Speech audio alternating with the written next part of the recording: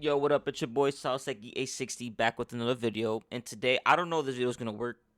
My shit's been fucking up. I tried to record this video a couple minutes ago. The Wi-Fi cut off for some freaking reason. So if you're seeing this, thank you, God, thank you. Anyways, we got another video from Bullets and Blockbusters, and the video is called "Why Hollywood is Afraid of Comic Accurate Costumes." No more chit chat. Let's get into it.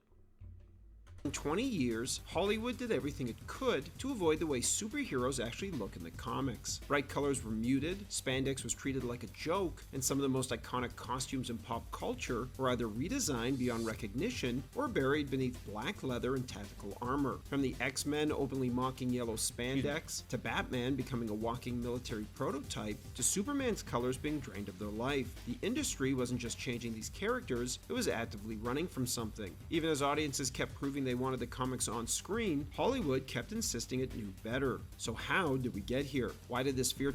Also, I'm not gonna pause as much because I want to get through this video. Not because I want to help and get over just so I could not watch it no more. No, I wouldn't be watching this shit if I didn't like it. What I'm trying to say is because before the Wi-Fi fucks up. Also, real quick, if there's like a half a second delay between my mouth and the words that I'm saying, the sync, it is not your video. It is me. The last software that I had for my camera, I don't know, for some reason, it started lagging. But with this, it doesn't lag. Might be a half a second or full second delay, but it's better than me going 15 frames per second. You know what I'm trying to say? So, bear with me. Love ya. take hold for so long, and what finally forced the industry to change. To find out, let's dive in and take a look at why Hollywood is afraid of comic-accurate costumes. Hollywood has a long, messy, and often frustrating afraid of the industry One to thing change. I will say, and we'll pause to for find it. out, let's dive in and take a look at why Hollywood is afraid of... This version is by far the worst Captain America suit that there is in MCU. If you like it, I'm sorry, but that is just my opinion. If you like it, if you love it, great, awesome. Not even saying that sarcastically, for real, great. That's incredible. Love what you like. I mean, love and wear that shit on your sleeve. I'm trying to say it, but yeah, for me personally, this shit did not work. Probably if they like put like the feather shit from like the OG Captain America comic books, probably would have worked. But it did not work for me. It did not work for me. And for those who are wondering, this is the suit from the 2012 Avengers film. Comic-accurate costumes. Hollywood has a long, messy, and often frustrating history with comic book accuracy. For decades, studios treated the source material like something to be ashamed of, muting colors, redesigning costumes, and stripping away anything that looked too comic booky, all out of fear that audiences wouldn't take it seriously. The X-Men are one of the best examples of this. At the time, Marvel had never delivered a true, undeniable blockbuster. Blade had been a success, but it wasn't even marketed as a comic book movie. It was positioned as a gritty vampire action film. So when Fox began developing X-Men, executives were deeply nervous about how audiences would react to something that featured superheroes with an assortment of powers dressed in bright yellow, blue, and red costumes. Their fear was amplified by what had just happened to DC. Batman and Robin had leaned hard into the exaggerated, colorful, and absurd side of comic books, and it crashed and burned. But rather than recognizing that the film failed because it was simply a bad movie, studios took the wrong lesson from its failure. The industry's takeaway became anything that felt too closely tied to comic books was box office poison. Yeah, but you can't really blame them. Batman and Robin really nuked the comic book genre for comic book film genre. I'm trying to say for a hot minute. So I don't blame Blade, X-Men, Daredevil, Ben Affleck's Daredevil, for like trying to lean away from that like a lot. So I don't blame them for that. That anxiety collided with the broader cultural perception of comics in the 90s. While creators had been pushing darker, more mature storytelling since the 80s, with graphic novels like Watchmen and The Dark Knight Returns, the public still largely viewed comic books as content for kids. But X-Men wasn't being made for kids. It was positioned as a grounded, political, social commentary for grown-ups. So Fox made a deliberate choice to run from the source material visually, worried that costumes made of colorful spandex wouldn't be taken seriously. As a result, result, the X-Men suits were redesigned in sleek black leather, inspired heavily by the success of The Matrix. Bryan Singer later argued that durable black leather made more practical sense as protective gear, while producer Lauren Schuler-Donner added that the darker look helped the team blend into the night. And to blunt the inevitable backlash from fans, Singer even acknowledged the controversy inside the movie itself, adding Cyclops' now famous line, "What would you prefer, yellow spandex?" in an effort to illustrate how Yes. ridiculous the team Yes, I would. would look in them. Christopher Nolan took this a step further when it came to his adaptation of Batman. His pitch for the film was, what if Batman existed in the real world? As a result, Nolan would develop real-world justifications for every element of the Batman's Nolan design, suit was from his great, armor though. and vehicles Probably to his needed a gadgets bit and more color, surveillance but tech. it was The cape great. became It memory was cloth great. developed by Wayne Enterprises. The Batsuit itself was reimagined as a no-mech survival suit designed for advanced infantry, and the Tumbler was a retired bridge-jumping combat vehicle. Even Ra's al Ghul was stripped of his supernatural roots. No longer an immortal being sustained by magic, but a mantle passed down from one man to another to maintain the illusion of immortality. Even the Lazarus Pit, famous in the comics for healing injuries, resurrecting the dead, and even granting immortality, was reimagined as a brutal prison, a symbolic pit Bruce climbs out of after he's assumed dead, healed from his injuries. Time and time again, Nolan took concepts that were once overtly comic book and rebuilt them as psychological, physical, and technological elements that could plausibly exist in the real world, and the industry took note. Almost overnight, That's a nice name. You should use it. Robin. Nolan's grounded realism became the new gold standard. Fantastic Four 2015, for example, was pitched not as a colorful superhero adventure, but as a grounded sci-fi horror film, one that aimed to explore the brutal, Fun fact: Josh Trank, director of the Fantastic, this Fantastic Four film from 2015, he wanted to connect Planet X or whatever it was, the planet that they got their powers from. He wanted to connect that shit to Chronicle. How do y'all feel about that? I got my own opinion. How do y'all feel about that? Well, how gritty that movie was, not how good or bad, with how gritty that movie was and how not Fantastic Four that movie was, I think it would have worked. Oh no, I remember what I said when I found that out. It would have worked as a comic book. I feel like that would have worked as a comic book, probably. But let me know what y'all think about that. Connecting the source of the Fantastic Four powers to the power of the teenagers from Chronicle. How do you feel about that?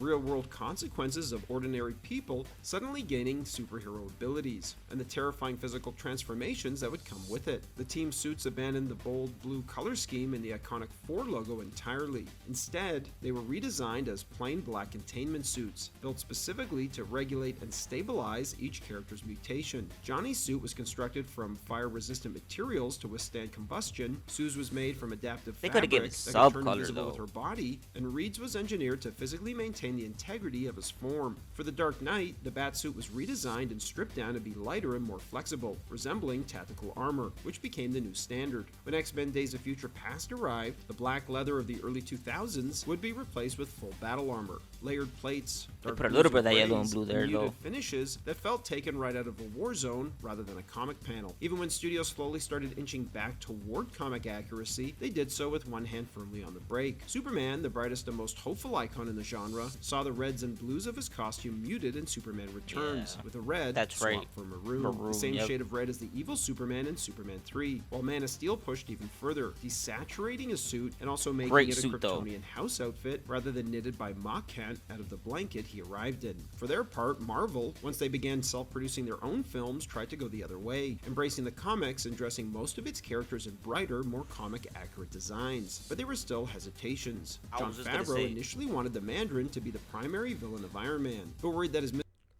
It's like Richard Donner's Superman with early 2000s era comic book films.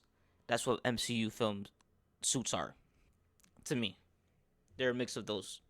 mystical rings If that and makes overt sense. supernatural elements would clash too harshly with Iron Man's grounded, tech-based origin. That fear lingered across the early MCU. Daredevil, when he finally appeared on screen, was outfitted not in bright red spandex, You gotta get my boy them double D's, bro. You gotta get my boy them double D's, oh boy.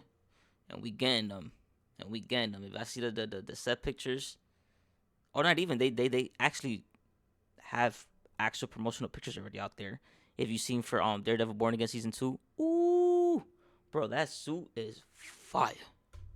But in tactical body armor that looked more at home in a SWAT unit than a comic panel. Hawkeye underwent a similar transformation. His iconic purple color scheme stripped away in favor of black leather and military utility gear that emphasized function over identity. Even Quicksilver, when he finally appeared in Age of Ultron, was stripped of his classic comic book look. Yeah, that shit was terrible. I did not like that. A muted utilitarian design that felt more like athletic wear than a superhero costume. Yeah, it looks better as concept Marvel art. has walked a careful tightrope, delivering wildly comic accurate designs for some characters while deliberately grounding and redesigning others. In one corner you get bold, faithful suits that feel ripped straight out of the page, and in the other, restrained, tactical interpretations meant to feel safe and realistic. Nah, I like Deadpool, Eternals however, though. proved that a fully comic accurate suit could not only work, but become iconic overnight with its bright red and expressive white eyes. But even more importantly, the film embraced the tone of the comics just as openly. By breaking the fourth wall, Beautifully Deadpool at didn't that. try to hide how ridiculous a man in a red suit talking to the audience really was, he weaponized it. The costume worked because the movie invited the audience in on the joke, instead of apologizing for it. That attitude was right there in the marketing too. In one of the early trailers, Deadpool takes so long suiting up that he completely misses the chance to save a man being attacked. Arriving too late. The marketing was so great for Deadpool 1. Ryan Reynolds created a marketing company off of that movie called Maximum Effort. You know what I'm trying to say? And that if I'm right, that company is straight up for like not just, I think they do mainly like Deadpool advertisement and shit like that, but also for like other like Ryan Reynolds, other businesses that he owns and shit like that. He does advertisement with that company. But dude, that's how fire the ads and the commercials was, and the cameos were for the like I said, for the commercials and advertisement. Were for Deadpool 1. That dude, he just created a whole marketing company, literally called Maximum Effort. Fire. Fully dressed in his perfect comic accurate costume, only to find the moment has passed. It wasn't just a joke, it was a statement. The film wasn't afraid to show the costume, laugh with the audience about the absurdity of it, and still treat it as iconic instead of something to hide. At the same time, Tom Holland's first Spider-Man costume leaned hard into the character's Silver Age roots, embracing the bright reds and blues, oversized and expressive white eyes, and classic youthful energy of the 1960s cartoon design, a look fans instantly embraced. And to be fair, this approach had never completely disappeared. Sam Raimi's Spider-Man films had stayed remarkably comic accurate this entire time, largely because Raimi himself was a lifelong Silver Age fan. In fact, this is why Raimi initially opposed featuring Venom in the third film, because the character wasn't from Spider-Man's Silver Age, and he didn't think he would fit. When Spider-Man was given a new costume in The Amazing Spider-Man, a homemade utilitarian Which design I love. influenced by Nolan's groundbreaking Yes, I know. It looks approach, like fans a rejected fucking it basketball, almost but immediately, I leading the like sequel it. to retreat back to something far more And that one familiar is and ooh. comic accurate. Just look at that shit. Just look at that shit, bro. You already know what I'm about to say. Fire. Into the Spider-Verse pushed that idea even further, fully embracing stylized animation, half-tone printing effects, exaggerated proportions, and bold comic book color in a way Hollywood had largely avoided for decades. Instead of running from the source material, it celebrated it, and audiences responded Truly immediately. embraced After it. spending more than 2 decades buried beneath black leather, tactical redesigns, and muted palettes, Deadpool and Wolverine finally my put God, Hugh look at that Jackman in the shit. classic yellow and blue suit that studios once treated as a punchline. Director Sean Levy revealed that bringing back the yellow and blue suit was non-negotiable. Yeah, dude. treated as a And the fact Punchline. that goofy Director ass Sean- shit. Dude, and the fact that the helmet is real. It's not CGI. I mean, the mask for Wolverine. Levy revealed that bringing back the yellow and blue suit was non-negotiable and something Ryan Reynolds pushed for immediately, with the actor saying, "You don't bring back Wolverine unless he's in the suit." However, Hugh Jackman wasn't convinced, admitting he worried the suit might not work in live action. But the moment he stepped onto the set in it, standing beside Deadpool in full costume, everything changed. The Ooh, crew, I got made up goosebumps of right now. I veterans can only who'd seen imagine how everything, people were on fell set and completely how they silent, were. while some of them, Dude. grown men, openly cried. I later bet. said he had never witnessed a reaction like that before in his entire career, while Jackman Jackman would go on to say that once he Look finally at saw the that. suit in action, he couldn't believe it hadn't been used in any of his previous appearances as Wolverine, finally admitting he was wrong. The costume Hollywood spent 20 years running from didn't fail when it was finally embraced. It soared, and in doing so, it proved what fans had understood all along. Comic accuracy was never the problem. It was Hollywood's fear of it that held everything back. And when it came time to reboot the Fantastic Four and Superman, they followed suit, dressing the heroes in bright, comic accurate designs. Thanks for watching, everybody, and don't forget to like and Dude, I want to give a shout out to Deadpool Wolverine. Yes, I know a lot of people switched up on it, but dude, I love that film. That film brought together Deadpool Wolverine, Chris Evans, Johnny Storm, Blade, Elektra, Channing Tatum, Gambit, and who else was it? And everybody else that was there. Dude, that shit, when I watched this in the theater, I watched this with my mom, bro. I remember going to the theaters to watch I think it was like X-Men, because I was born in '02, so I didn't watch the original first like 2 3 X-Men in theaters. I watched like Spider-Man 3, Fantastic Four, Rise of the Silver Surfer, because I was old enough then to go to the theater, without crying and shit. But anyways, this movie felt like a culmination of all those films, bro. I'm trying to say, and obviously that was just a tease, because Avengers Doomsday is going to be the true culmination of all these Marvel comic book films. But anyways, thank you Deadpool and Wolverine for existing. It's fucking incredible. Ryan Reynolds, Hugh Jackman, yeah, the goats. Sean Levy, you killed it. The director and the writers. Can't remember your names right now. I don't think it's on here. Pretty sure it's inside, but I don't want to do that right now. But anyways, thank ya, truly. But anyways, this is the Steelbook, by the way. This is the I think the Wolverine edition. Yeah, the Wolverine edition. I think. Yeah, it's just fire. It's just fire. There's two of them. This is the Wolverine edition, and there's the a Deadpool edition, where of course he takes the lead, and in the back it's a Deadpool logo, whatever the fuck. But anyways, um, thank you Wi-Fi for working, and thank you computer for not going slow. But anyways, like always, like, comment, subscribe, and deuces. Love ya.